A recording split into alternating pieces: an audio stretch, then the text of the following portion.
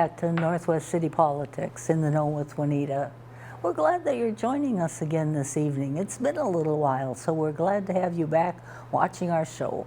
And we're always glad there are people who are interested in what's happening in our city councils, because it is important for good government, for the residents, for the council, for the mayor, for the city staff to all be in communication with each other. It makes for better government that way. So we're glad that you're rejoining us.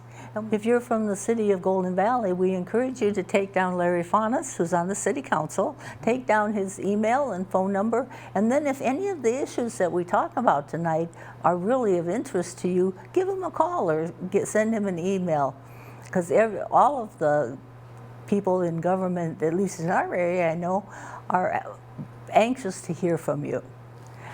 Now I want to welcome Larry back. It's been a little while since we've had you on, so I'm glad to have you back here again. Thank you very much. I appreciate it. And then I asked you to kind of introduce yourself a little bit to the wider audience. People in Golden Valley would know you, but out in some of the other 9 cities in CCX's viewing area, they might not. So we'll give a little introduction. Okay. A very little. That's good. I first got involved in Golden Valley city politics back in 2002 when the city pulled together citizens to discuss our vision for the city for the next 30, 40 years. It was called Envision Golden Valley, and there were about 600 citizens who participated in that event. And the document which was created is still in use at City Hall. Right. So a lot of good work was accomplished. I then became interested in city politics and was appointed to the Board of Zoning Appeals back in 2012. And that was a very good learning experience. And based on that and opening or two on the city council that came up, I decided to run for public office in 2014 and won my first election, and ran for re-election in 2018. So I'm now in my 7th year on the council with another one to go. Right. That's the ultimate involvement, right? It is. Right. Yeah. You think you know a lot and you learn a lot more. Oh, definitely, definitely. Well, we're very glad to have you with us, and I asked you to think about the fact that what are the issues in Golden Valley that provoke the most response from your residents? Interestingly enough, one might think it would be taxes. Yeah. Because that's near and dear to everyone's heart and pocketbook. And comes out in the media often. It does. But surprisingly, the number one issue that has brought out the greatest number of citizens and really led to a lively debate is garbage collection. Oh, yeah. And I've always been surprised by that. Yeah, I have been too. Yeah. But that would be the number one issue that people are most interested in. And there are people, of course, on both sides of the question, whether it's being organized collection or you choose your own hauler. And a good many people feel very passionately about the idea of maintaining control over their haulers.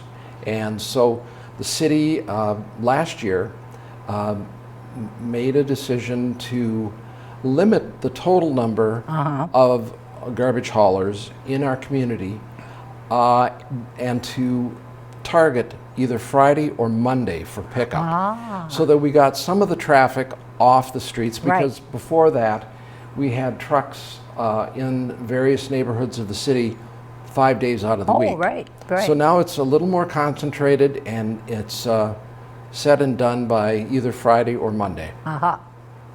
Yeah, you're right. Other cities have had the same thing with city councils full to overflowing of people who want to let you know what they think. The only thing missing was a pitchfork. Right. Yeah, that's kind of interesting. I had noticed that too, but I hadn't stopped and pulled the thought out into the public, but you're right. Right. has the matter. It probably comes down to the matter of choice, because that's an important thing in our society, I think. Indeed.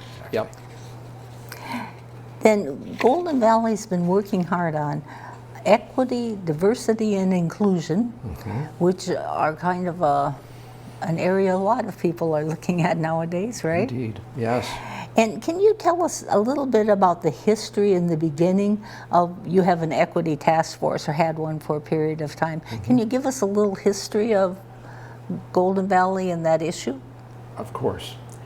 Golden Valley has been aware of the need to address diversity and equity in its operations for the last several years. Oh, yes. And our city manager, Timothy Cruikshank, initiated a relationship between the City of Golden Valley and the Government Alliance for Race and Equity.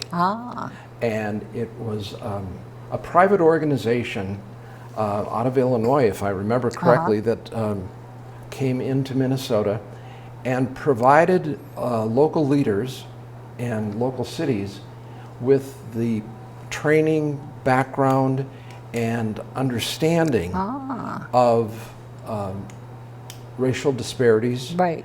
and the history of it all, and what we as civic leaders could do to change things for the better. And there were two tracks, one for elected officials and one for city administrators and executive teams. Right. I attended GARE, as we called it, back in 2016 as an elected official, and then our Golden Valley executive team, including our manager, the police chief, the fire chief, and several of our department heads, all became part of the Golden Valley team, and they called themselves the Golden Valley Values Team. And what they did with the training that they received was develop a plan called the Race Equity Action Plan for the City of Golden Valley. And really it was more of an internal document than it was for the larger community. But in doing that, they realized that we weren't real sure what to do in certain situations, and that we might be missing important data just simply because we're majority white. So with that in mind, the City Council created a task force that was very representative of our community. People of color, LGBT people, people with disabilities, people from the Jewish community, and so on and so forth. And it was given the title of Rising Tides Task Force. And I know you were curious how that name came about. And if you think back, with a rising tide, all boats rise. And so that's... It's a cool title. And TIDES stands for Trust, Inclusion, Diversity, Equity, and Social Justice. And so it kind of fits together both ways. It really does. It really does. And the Rising Tides Task Force, which has 11 members, has been working for a year now on a whole host of issues internal to city operations. And they've done such a fine job. They've submitted their report to us that we have extended their life, if you will, as a task force for another 18 to 24 months. Because they've clearly demonstrated that there's a need and that there is a path forward. And so we're anxious to keep them on board and pushing us forward.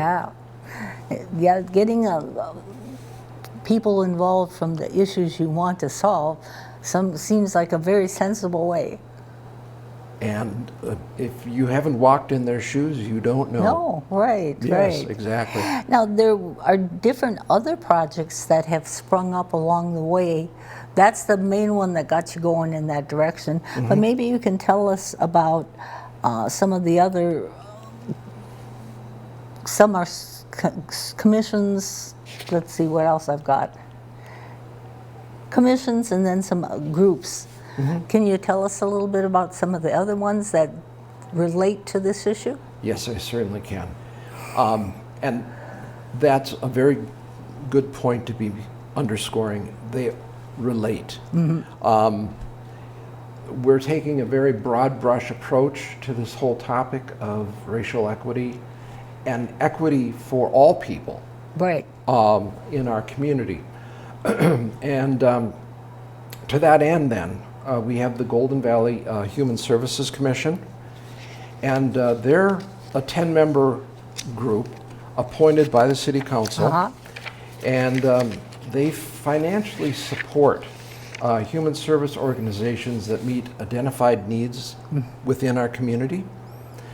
And in this year alone, they gave out their standard, if I may call it that, contribution to 12 agencies that service Golden Valley to the tune of $78,500. Very good. But because of COVID-19 and the demands that it's put on all of us in terms of childcare and senior services and whatever, the commission decided to give an additional $46,500. And now you might wonder, so that's $125,000 this year alone. That's very impressive. You might wonder, where's the money coming from? Yeah, that's an important part of the process. It is. And it's not tax dollars. It's not tax dollars. This group of folk put on fundraisers throughout the year. The Golden Valley Fun Run in the spring. The Green Classic at Brookview for lawn bowling and golf are just two examples of the types of community involvement that this group is involved with to raise money to help support these agencies. Also, pull tabs, legal gambling here in the city of Golden Valley, all the proceeds go to support the Human Services Commission and its mission. And just as an example,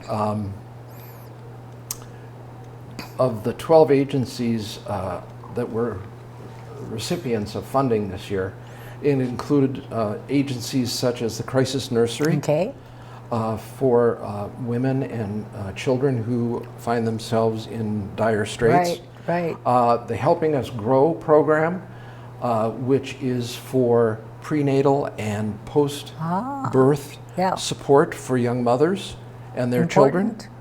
The Bridge for Youth, and the Senior Community Services Outreach Program. And so the Human Services Commission looks at the full spectrum of ages and needs within our community, and then distributes funds in support of those efforts. Oh, that's an interesting group. Yes, indeed. We also have our Human Rights Commission, and that consists of 9 members appointed by the City Council, and they each serve 1 to 3 years, and those appointments, if you will, are staggered. So we always have some built-in knowledge, yes, for anyone new to the process. But the Human Rights Commission helps promote safe, respectful, and a welcoming community. And they have been doing great work in terms of reaching out and helping to educate, if you will, Golden Valley residents and the City Council on a whole host of issues. Just in this last year, they took on voting rights. Of course, they're very supportive of the Martin Luther King celebrations in our community. Sweet potato pie, which I think many of us are familiar with. Golden Valley Pride, a week of service, and workshops, one of which this last year was anti-Semitism, xenophobia, and hate. And it was a challenge event in terms of challenging people to confront what all of that means and how we as individuals react to it. Yeah. And then finally, there was a wonderful display at Brookview Community Center on why treaties matter. And it looked at the history of the United States and its treaties with Native American people. Yeah. And the good, the bad, and the ugly. Right. And so, again, the Human Rights Commission has been doing just fabulous work to help us become more aware. And to that end, I might add, too, that as a part of their plan, their work plan, for this current year, 2020, they're working on a project called Just Deed. Deeds, plural. Yeah, I thought that Just was Deeds. Just Deeds. Yeah, I thought that was an interesting one. I have to explain it to people out there. Yeah. Well, as many of you may know, Golden Valley hasn't always been the most welcoming community in more than one. Minnesota. Right. Yes, we weren't alone. There are a number of properties in our community which have restrictive deeds or titles to them. And they either, well, they're basically focused on racial restrictive covenants. And through the good efforts of the Human Rights Commission and lawyers at the, I believe it's the University of Minnesota, we are encouraging homeowners here in Golden Valley to look at their property deeds and titles to see if there are restrictive covenants that they would like to have removed. Yeah, because you can get them removed. Exactly. They're not able to enforce them anymore, but correct. Yeah, they're still there. Yes, exactly. They've been unenforceable since 1953. Yeah. But the fact that they're still in these documents, which are handed from one property owner to the next, sometimes it can cause real heartburn. And so if you have any interest in cleaning up your legal document, your legal title, just contact the city and the Human Rights Commission, and they will assist in that effort. Yeah, I thought that was a good undertaking and one you wouldn't stop and think about. Exactly, right. You know that's in the history, but it's still there, right? Right. It's kind of interesting. And then Golden Valley is going to get some COVID relief fund money? That is correct, yes. What kind of talk about it in general, because it hasn't made its way here, but it's on its way, right? Well, and if memory serves me right, I believe it arrived last week. Oh, okay, so it did get down to the city level. Indeed, and folks who follow the news might remember that the governor was attempting to work with the House and Senate to reach an agreement on how the formula should work for the distribution of the federal dollars that came to Minnesota. That wasn't achieved, so the governor went ahead and made decisions. Golden Valley was earmarked and has received $1,625,843. And those funds can be used to meet expenses directly associated to COVID-19 response. It doesn't cover any lost revenues that the city has incurred, and we have incurred quite a few. Oh, yeah. Because as anyone who's followed the situation, we had to close down Brookview Community Center, the golf course, and these are all enterprise funds. Where you... Meaning that we actually make money. On them. And that helps support Park and Rec and other parts of the city government. And so we have definitely seen our resources shrink. And in preparation for my meeting tomorrow with our finance director and city manager, I've been looking at the COVID-19 CARES money. That's what it's called, CARES. And we have identified over $3 million in expenses that we have incurred. So that's money that we will have to somehow figure out how to cover. Right. Right. And so it becomes a real juggling act. Oh, definitely. Yeah. But that money can be used to help groups in the city too, right? The COVID money? It can. If it relates to COVID somehow. That's correct.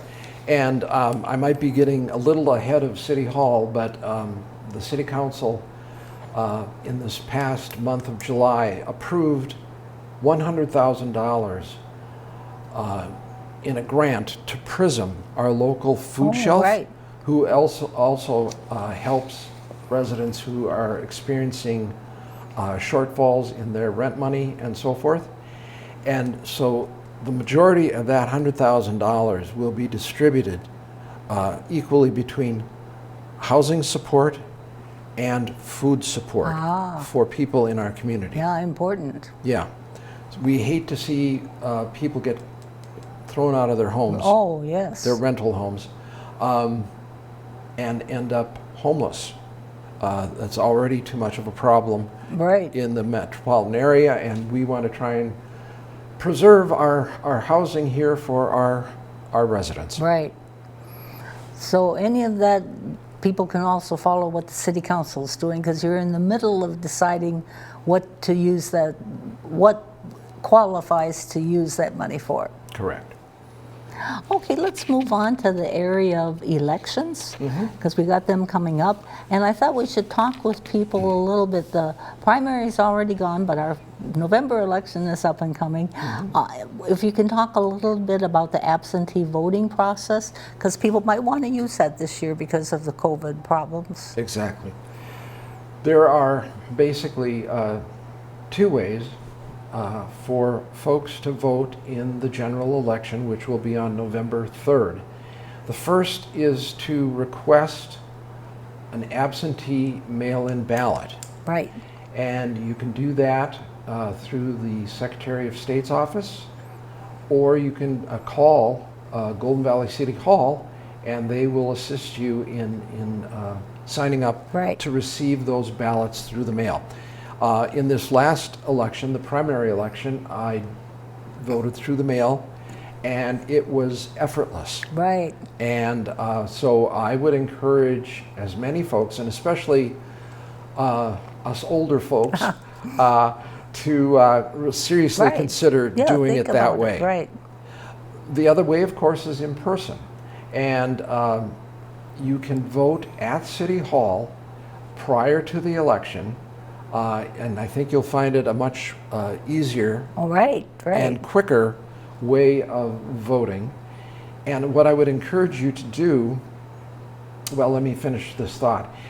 You can also vote, of course, on November 3rd at your usual polling place. And just to mention that Precinct 4 in Golden Valley will be voting at Sandburg School this year, and not at the former location. Oh, okay, that's important to know. Remember that. But if you don't want to stand in line in what may well be a cold November 3rd with 6 feet of distance and a mask on your face, do consider coming into City Hall. We are, of course, following all of the federal and state mandates regarding COVID-19 protection.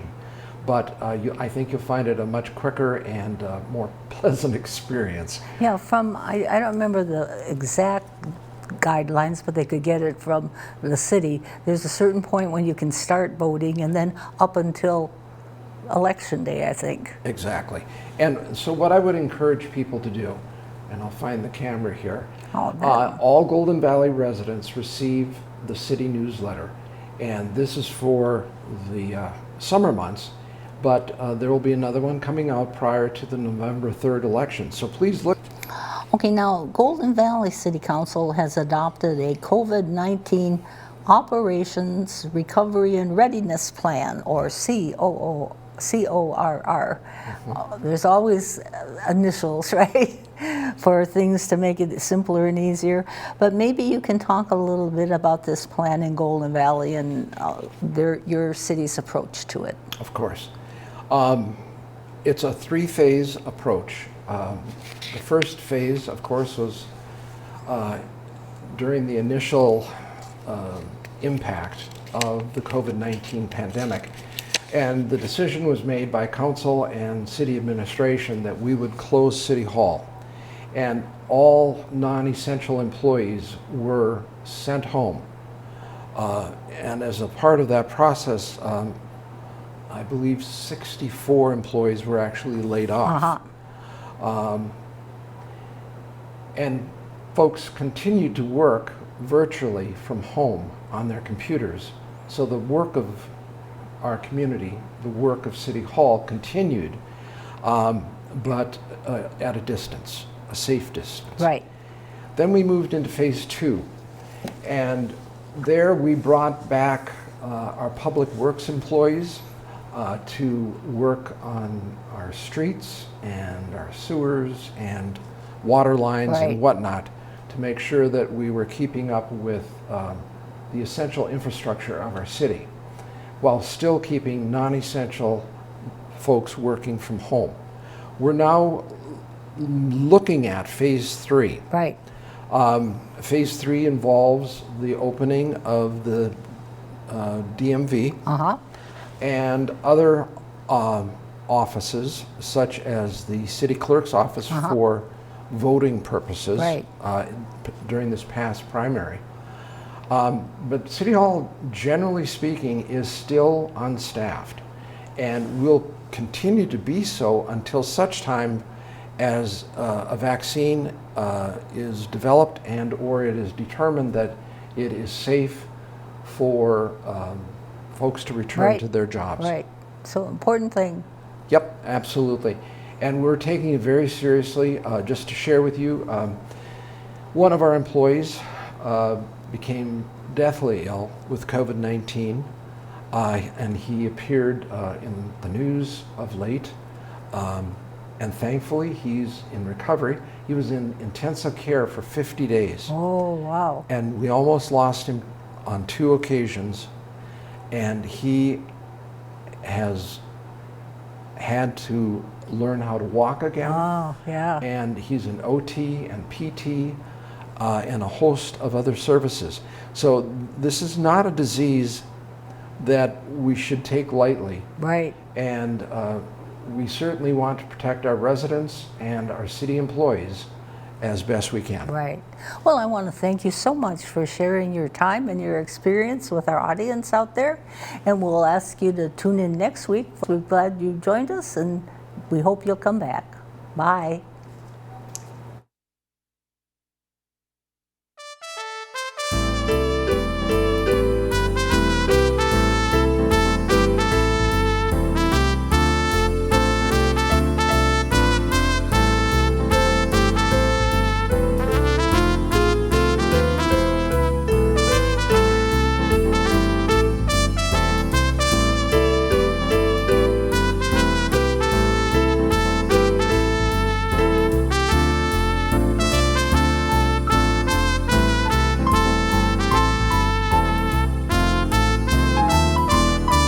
Handy sites that you gave.